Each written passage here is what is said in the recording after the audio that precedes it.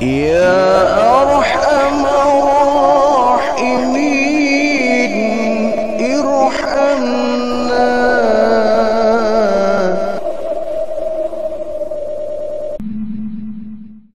Sebagai umat Islam, tentu kita menyadari bahwa Allah Subhanahu wa Ta'ala telah mempersatukan kita dalam dua ikatan, yakni ikatan akidah, yang kedua ikatan ukhuwah.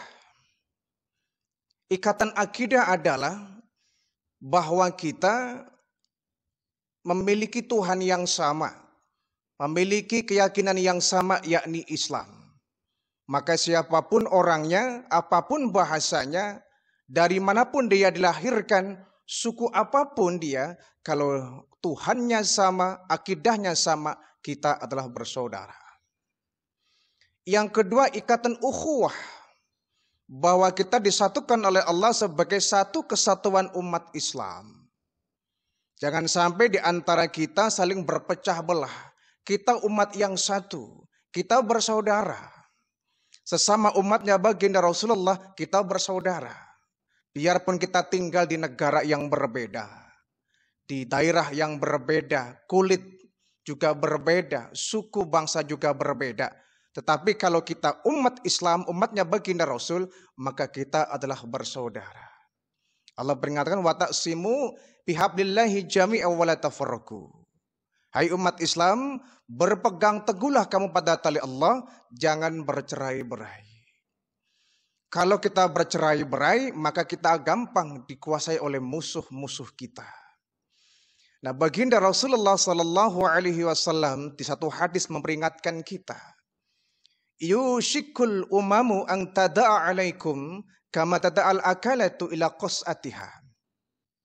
Bahwa satu saat akan muncul di satu zaman di mana kita umat Islam nasibnya seperti makanan berada di meja makan. Subhanallah. Baginda Nabi memprediksi bahwa satu saat akan muncul di zaman bahwa kita umat Islam nasibnya akan seperti makanan yang diperebutkan di meja makan.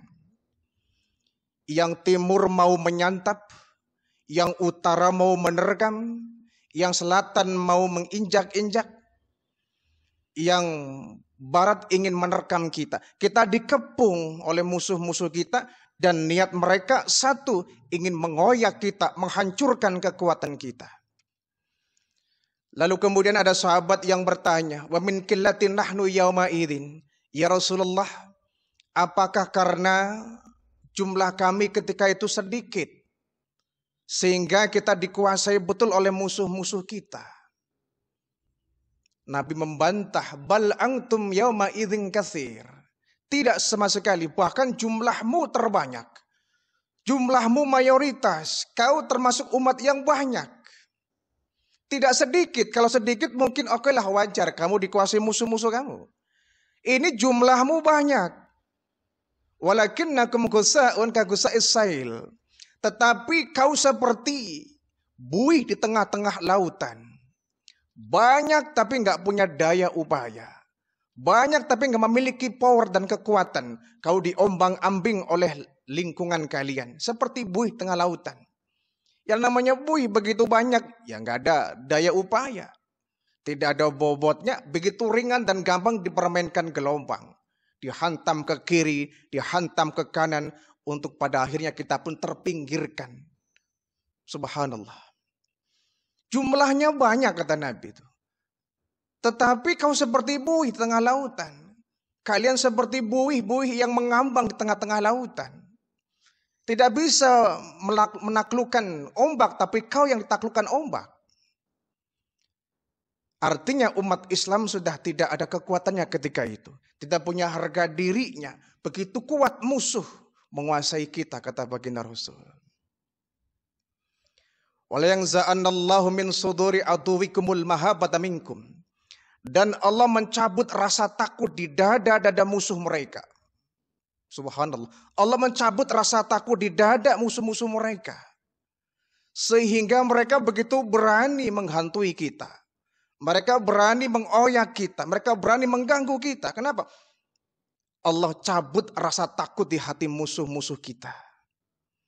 Kalau Allah nggak cabut, maka mereka akan takut kepada kita. Allah cabut, sehingga musuh mereka begitu berani menerjang kita, mengganggu kita, merusak kita, mendangkalkan kekuatan kita, menghancurkan power kita. Subhanallah.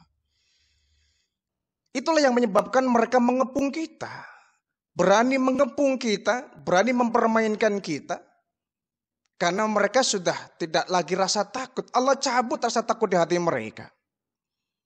Inilah yang kita khawatirkan. Kalau mereka berani, ya kita takut. Ya mereka akan semakin menjadi-jadi. Kita akan seperti wayang yang dipermainkan oleh sang dalang. Namanya wayang itu kan dia akan takluk dan tunduk kepada sang dalang. Kata dalang kita nyungsep, ya kita nyungsep. Kata dalang kita bicara, ya kita bicara. Kata dalang kita diam, ya diam. Namanya juga dalang. Ya. Dia semudahnya itu mempermainkan sang wayang. Dan wayang gak punya daya. Gak bisa menolak kemauan sang dalang, wayang. Dia hanya diam dan tunduk patuh terhadap aturan sang dalang. Subhanallah. Kita bukan wayang. Kita punya harga diri.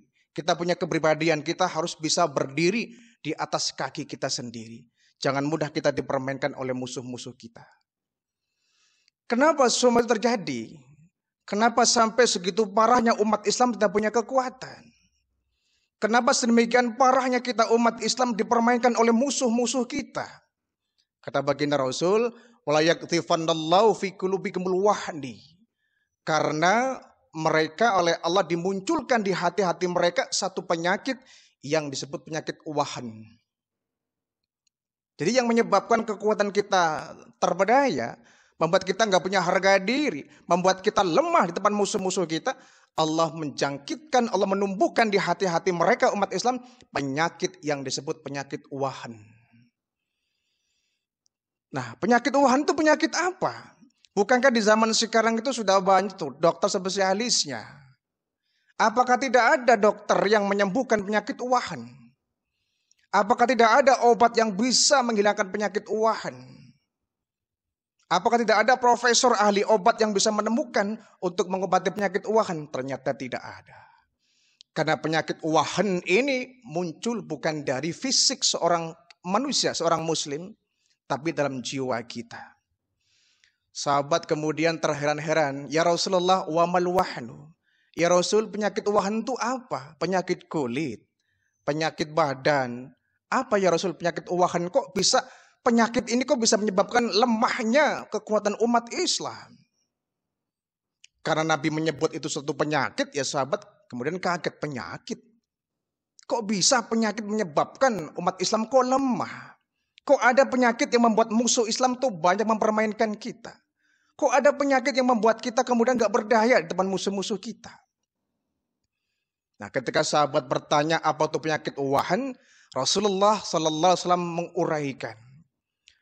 Penyakit wahan adalah hubbud dunya wa karahiyatul maut. Kau terlalu cinta kepada dunia dan yang kedua kau terlalu takut kepada mati. Ini indikasi dari tumbuhnya penyakit wahan. Indikasi virus yang menyebabkan munculnya penyakit wahan. Pertama, hubbud dunya. Kalian sudah terlalu cinta kepada dunia ini. Padahal kita tahu dunia adalah alat. Dunia merupakan wahana, tempat kita untuk mendekatkan diri kepada Allah.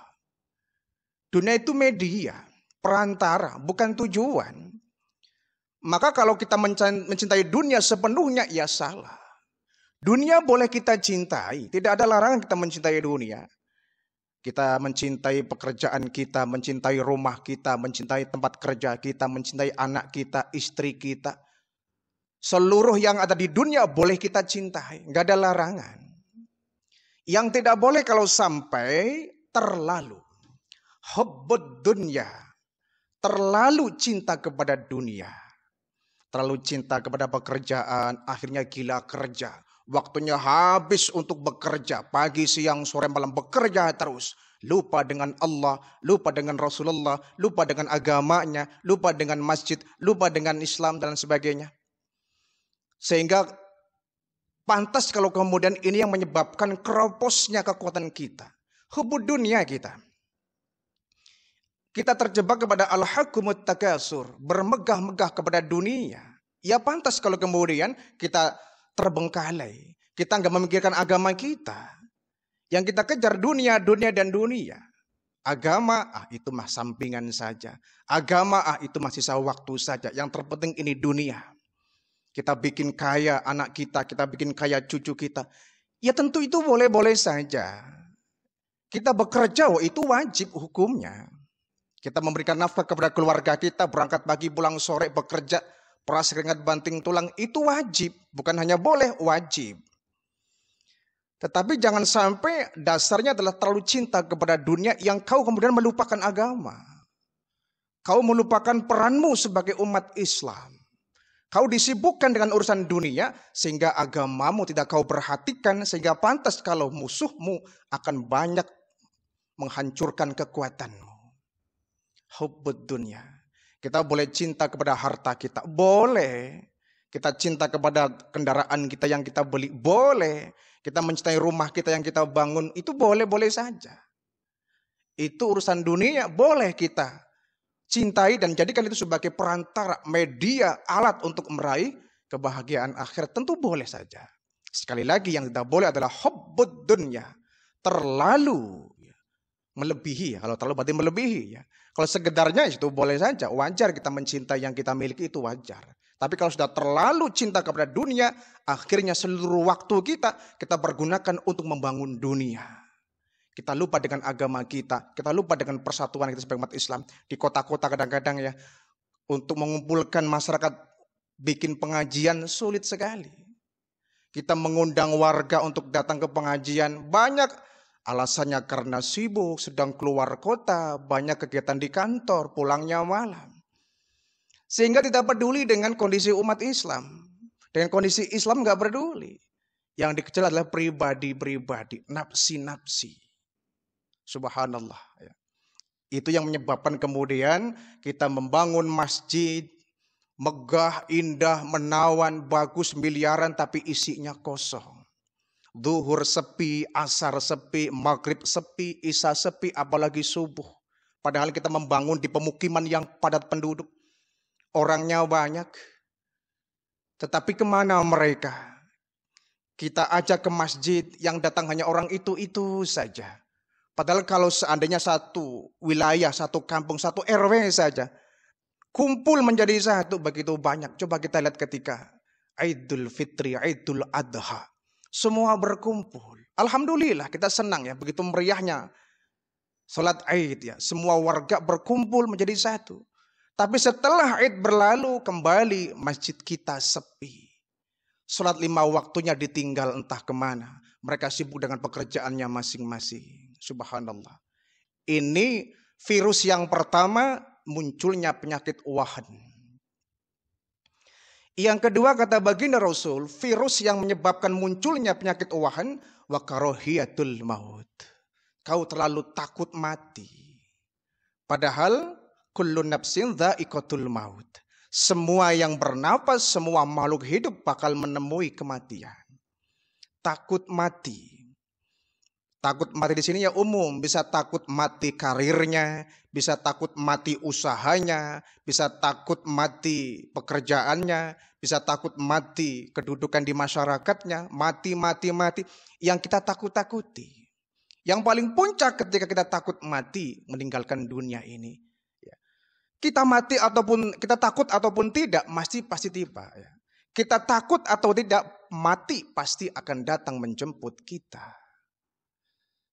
Lah bagaimana kalau kemudian kita mau berjuang sementara kita takut mati? Kita nggak mau bersedekah, kenapa? Takut mati usahanya. Kita banyak menyumbang untuk pesantren, takut apa? Takut mati rezeki kita, takut habis duniawi kita. Sehingga yang kita bangun adalah dunia, sementara akhirat terlupakan. Seandainya kita tidak takut mati, maka akan banyak yang kita pergunakan, akan kita banyak perbuat. Kita nggak takut mati. Kita nyumbang masjid miliaran, kita nyumbang pesantren miliaran, nggak takut mati usaha kita. Karena kalau kita menyumbang, bukan uang kita berkurang, tapi justru uang kita akan bertambah. Ya. Sekali lagi bahwa yang namanya kematian pasti akan melanda semua manusia. Yang baik mati, yang buruk mati, yang kaya mati, yang miskin mati, yang soleh mati, yang durhaka mati, yang ahli ibadah mati, yang sering bermaksiat juga mati. Maka kemudian kalau kita menyadari bahwa semua kita mati, jadilah kita nanti di mata Allah orang yang meninggal dunia dalam kondisi kita memiliki amal yang banyak. Karena semua mati kok. Yang bermaksiat mati, yang ahli ibadah mati. Yang mending beribadah kemudian dia mati. Daripada bermaksiat kemudian mati. Yang menyebabkan kita menjadi lemah kekuatannya karena kita takut mati. Kita lihat bagaimana saudara kita di Palestina ya. Mereka sama sekali nggak takut mati. Bahkan anak kecil pun ikut berjibaku, berjuang. Meraih hak mereka tinggal di kota Palestina, di negara Palestina yang dijajah oleh kaum Zionis Israel. Mereka nggak takut mati. Karena mereka hidup dan mati ya sama saja. Ya. Hidup akan dijajah, mati juga dijajah. Yang mending mati. Walaupun dijajah, dia mendapatkan nilai plus. Yakni mati syahid. Mereka yang takut mati yang kemudian menyebabkan kekuatan Islam ini menjadi lumpuh. Mereka yang takut mati yang membuat kemudian Islam dikuasai oleh musuh-musuh kita. Tidak mau berjuang, malas berkorban. Karena apa? Takut mati. Itu.